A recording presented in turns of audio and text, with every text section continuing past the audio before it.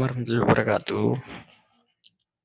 Pada kesempatan kali ini saya akan membahas mengenai transaksi perusahaan yang memiliki hubungan istimewa. Tepatnya saya akan membahas mengenai penjualan obligasi dari perusahaan anak ke perusahaan induk atau lebih dikenal dengan istilah transaksi upstream, penjualan obligasi. Nah, kita langsung saja masuk ke dalam soalnya. Itu PT Induk memiliki 90% saham PT Anak yang diperoleh dengan nilai buku seharga 9.225.000 pada tanggal 31 Desember 2016. PT Anak memiliki modal 10 juta dan laba ditahan 1.250.000. Tanggal 1 Januari 2017, PT Anak mempunyai obligasi 10% selama 5 tahun dengan nilai nominal 10 juta yang beredar dan diskonto amortisasi 300.000. Pembayaran bunga setiap 1 Januari dan 1 Juli. Jadi tempo obligasi pada 1 Januari 2022. Kemudian nilai nominal obligasi PT Anak yang beredar kan tadi nih. Nilai nominal obligasi PT Anak yang beredar itu 10 juta. Nah, kemudian ada kan diskon tinggi sebesar 300.000. Jadi PT Anak mendapatkan di sini sebesar 9.700.000. Kemudian diskon ini nanti akan diamortisasikan selama 5 tahun karena nanti nilai buku obligasi tersebut di bukunya kan 9.700.000. Nanti pada akhirnya akan dikembalikan ke dalam 10 juta kembali, dikembalikan ke nilai 10 juta kembali. Nah, ini transaksi ini laporan keuangan atau laporan konsolidasi dari PT Induk dan PT Anak. Kemudian pada tanggal yang sama PT Induk membeli 50% obligasi dengan harga 5.150.000. Pembelian ini menghasilkan rugi konstruktif dengan perhitungan sebagai berikut. Nah, begini. Di sini mengapa transaksi tersebut menghasilkan rugi konstruktif karena harga belinya lebih besar daripada harga obligasi tersebut. Kan harga obligasi tersebut kalau 50% itu harganya 4.850.000. Kan tadi harganya 9.700.000. Kali-kali 50% kan 4.850.000. Nah, sementara PT Induk membelinya dengan harga 5.150.000. Jadi PT Induk mengalami rugi konstruktif sebesar 300.000. Nah, rugi akan diakui perbagian 300.000 per 5 tahun, yaitu 60.000 per tahun. Kenapa hal tersebut harus diakui perbagian selama 5 tahun? Karena nanti nilai obligasi tersebut, nilai ruginya akan kembali ke dalam nilai ini. Pada akhirnya akan kembali pada 4.850.000. Kemudian PT Anak menghitung premi utang obligasi. Nah, nilai nominal obligasinya kan 50% dari 10 juta tadi 5 juta. Nah, harga jualnya 5.150.000. 5.150.000. Jadi PT Anak mendapat keuntungan atau premi itu 150.000. Nah, premi ini juga akan diamortisasikan selama 5 tahun untuk mengembalikan nilai nominal obligasi. Nilai ini akan dikembalikan nanti jadi 5 juta. Kemudian selama tahun 2017 PT Anak akan mencatat bunga. Kan tadi beban bunganya 10%. 10 juta dengan nominal 10 juta. 10 juta dikali 10% itu 1 juta. Nah,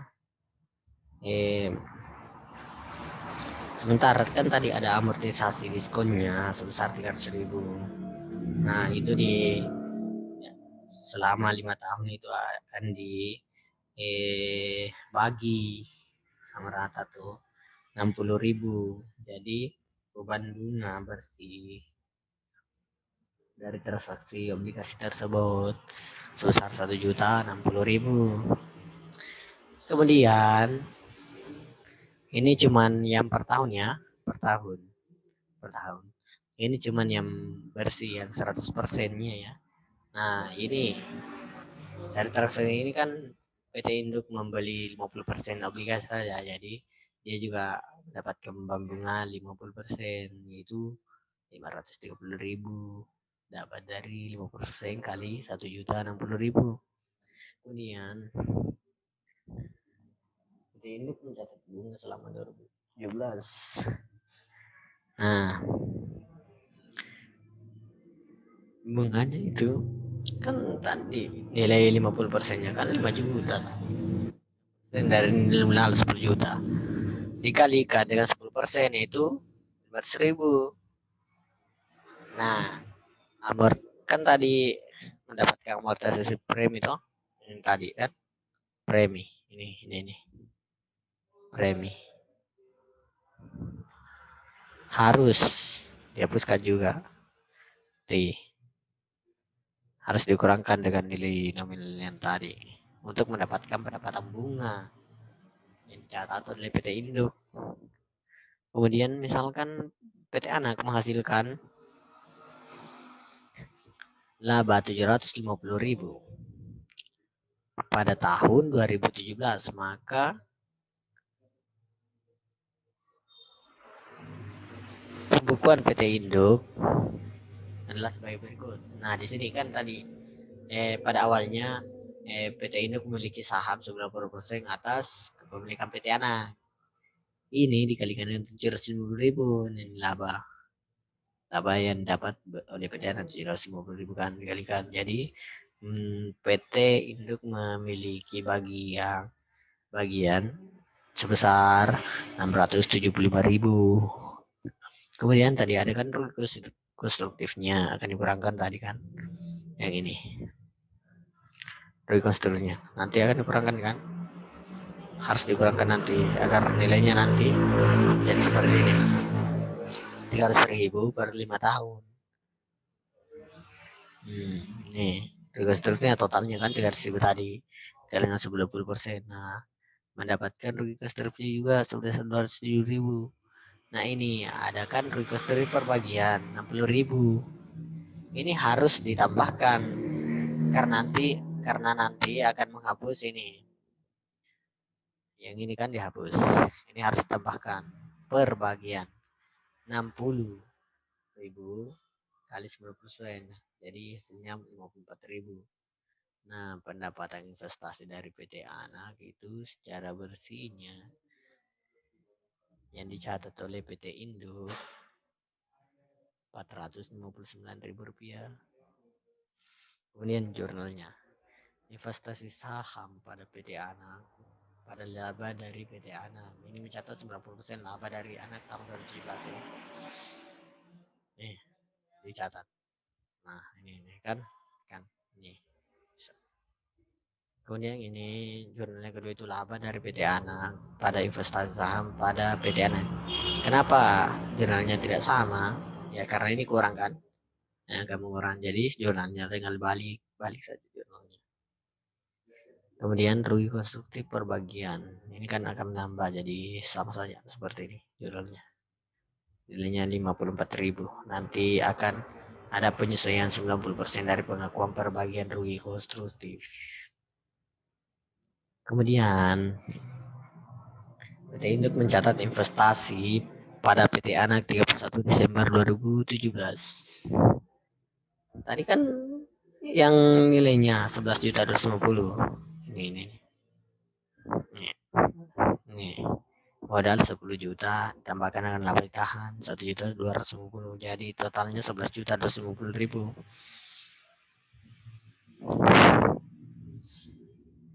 Nah, hasilnya 10.125.000. Kemudian dimasukkan laba dari PT Anak. Tadi kan ada hasilnya laba dari PT Anak kan 499.000 ditambahkan dengan yang tadi. Jadi nilai investasi saham pada PT Anak itu 10.584.000 rupiah. Ini secara bersihnya ya, secara bersih. Kemudian kita hitung bagian kepentingan penggali. Kan tadi non pengendali mendapatkan 10% toh, 10% sahamnya lah. Nah, laba PT Anak 90.000, rugi konstruksinya 300.000. Kemudian pengakuan rugi konstruktif per bagian 60.000. Laba bersih PT Anak kan gimana sih laba bersihnya tadi kan? Tinggal dibagi saja dengan 10% kepemilikan. Jadi memiliki bagian 51.000. Ini bagian dari kepentingan non pengendali. Kemudian PT Anak mencatat nilai obligasi yang beredar pada 31 Desember 2017. Nilai nominalnya 10 juta. Kemudian amortisasi diskon obligasi tadi kan 300.000 yang dikurangkan dengan 60.000 lagi kan 150.000 misalnya. Nah ini kan bisa dikirakan kan kalau selama 3 tahun dikurangkan 300.000 ini dikurangkan terus dengan 60.000, maka akan hasilnya nanti menjadi nol kan hasilnya nanti. Kemudian nilai buka obligasi 9.760.000. Nah ini kan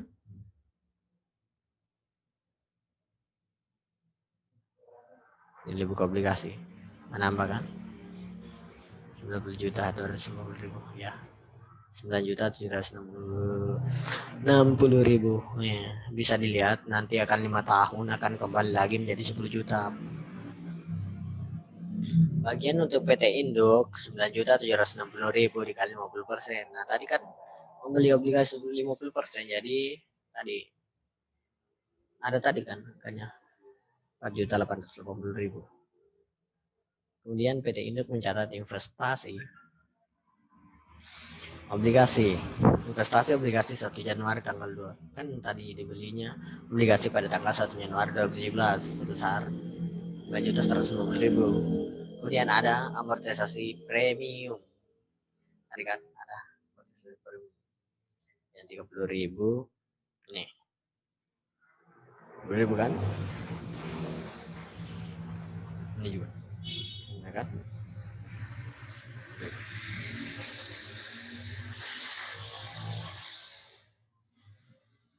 Nah ini nanti akan mengurangkannya, ini akan mengurangkan nilai ini, nilai 5 juta karena nanti nilai obligasi ini juga nanti akan bisa lihat nanti secara perlahan nanti selama 5 tahun akan hasilnya menjadi 5 juta kembali di sini sama dengan ini akan kembali ke 10 juta ini nanti akan kembali ke 10 juta lagi nih.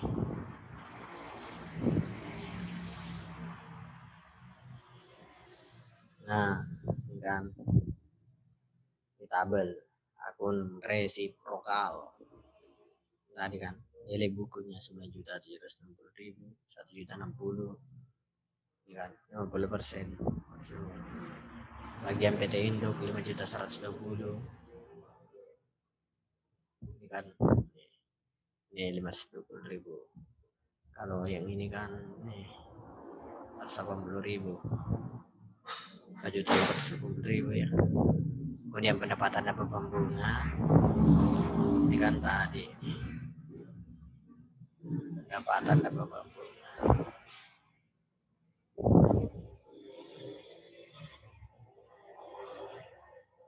ini pendapatan bunga 400.000 Kalau beban bunganya 530.000. Nah ini kan 530.000. Ini nih, sama aja. Tadi kan ada utang 250.000, 250.000. Nah kita masuk ke dalam jurnal eliminasinya. Rugi konstruktif dari penerima obligasi 300.000. Kemudian pendapatan bunga 470.000. Nah 12% utang obligasi 4.810.000. Investasi obligasi pada PT Anak 5.125.000. Beban bunga 535.000. Ini kan tadi. Ini tadi pendapatan bunganya. Indro konstruktif tadi ada di sini 300.000 nya. Konstruktif 3.000 nya. Konstruktif kan 300.000. Ini 50%.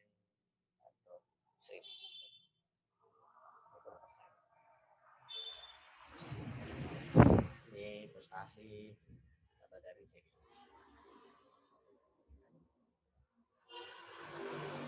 Kemudian ada jurnal eliminasi secara terperincinya, yaitu rugi konstruktif dari penarikan obligasi itu 140.000. Ini 50% utang obligasi tadi kan 50% utang obligasi 4.880.000. Kemudian investasi obligasi pada PT Anak 5.125.000. Kan tadi yang 240.000 kan dapat di sini, ya kan? Ya. Kemudian yang rekonstruktif pada pendapatan bunga, beban bunga, ya kan? Bisa lihat saja selisihnya. Kemudian laba dari PT Anak 499.000, laba dan pengendali 1.000. Ekuitas dan pengendali 1.000, investasi pada PT Anak 459.000. Saham PT Anak 10 juta.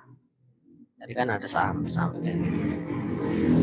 Tahan 1.250.000. Investasi pada PT Anak itu 10 juta 125.000. Ekuitas non pengendali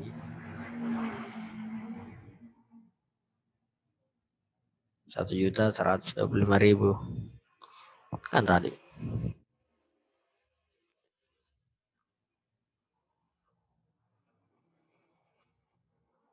Dari kan tadi yang apa namanya, yang nilai 11.250.000 kan 10%, 1.125.000. Kemudian utang bunga pada piutang bunga 250.000. Nah kita masuk ke dalam apa namanya, laporan konsolidasinya. Sorry. Nah ini kan tadi sudah ada di laporan memang tuh. Ini ada. Ini sudah ada eliminasikan tadi jurnal yang pertama ini rekonstruktif dari penerima obligasi 240.000, ini kan 240.000 konstruktifnya. Kemudian juga ada investasi dalam obligasi induk A. Ini ada juga utang obligasinya kan. Dalil di ini ya. Kemudian rekonstruktif yang bagian B-nya itu dengan pendapatan bunga dan beban bunga rekonstruktif 60.000. Ini nih rekonstruktif 60.000. Pendapatan bunga tadi ini kan pendapatan bunga 470.000. Kemudian beban bunganya 530.000. Nah ini laba dari PT Anak. Kemudian laba dan pengendali dan ekuitas dan pengendali investasi PT Anak. Itu bagian C. Ini. Non pengendali kan. Bagian C. Ini juga laba dari PT Anak tadi. Kemudian ada juga kan kepentingan non pengendali 51.000. Dan ini juga investasi saham pada PT Anak. Kemudian ini saham PT Anak 10 juta, laba ditahan PT Anak 1.250.000. Kemudian ekuitas dan pengendali. Nah, ini kan bagian dari kan ada laba ditahan tadi kan 1.250.000. Kemudian tadi investasi saham dari PT Anak 10.125.000. Kemudian tadi siang 10 juta saham ini kan 10 juta. Ini non pengendali lagi 1.125.000. Kemudian yang terakhir itu nih utang bunga dengan piutang bunga 255.000 kan. Utang bunga dengan piutang bunga. Piutang bunga dengan utang bunga. Ini nih 250.000. Ini kan. Nah, ini konsolidasinya 25 juta 750.000 tambah 14 juta 250.000 hasilnya 40 juta. Kemudian ini kan nih dikurangkan kan jadi hasilnya 0, ini juga sama 0, hasilnya nanti 0 0 0 0. Beban ini kan tinggal ditambahkan saja hasilnya ini. Kemudian nih dikurangkan dengan 1.060.000 dikurangkan dengan 530.000 hasilnya 530.000. Kemudian rugi konstruktifnya ini kan tinggal tambahkan saja hasilnya 300.000. Kemudian kepentingan pengendali 51 rupiah. Laba bersih nih 5 juta kan.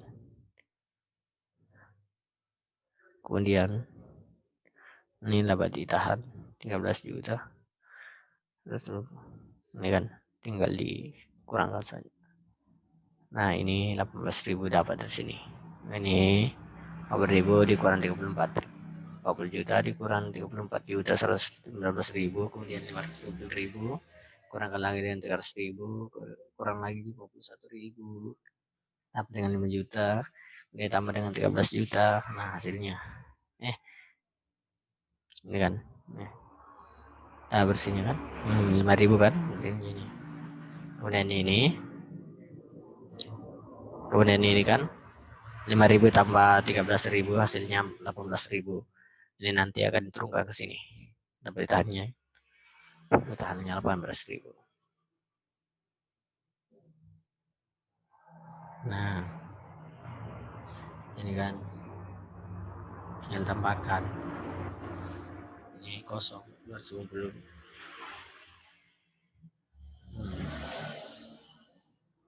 Ini kan kosong. Kemudian kewajiban lainnya ini tambahkan 12.000 di 12 juta ditambah 2 juta 740.000 14 juta 740.000. Kemudian 500.000 dikurang 250.000 hasilnya 250.000. Utang obligasinya 9.760.000 dikurang 4.410.000 hasilnya 4.410.000. Kemudian saham biasa ini tadi kan 30.000 dikurang 10.000 hasilnya 20.000. Kemudian kepentingan dan pengendali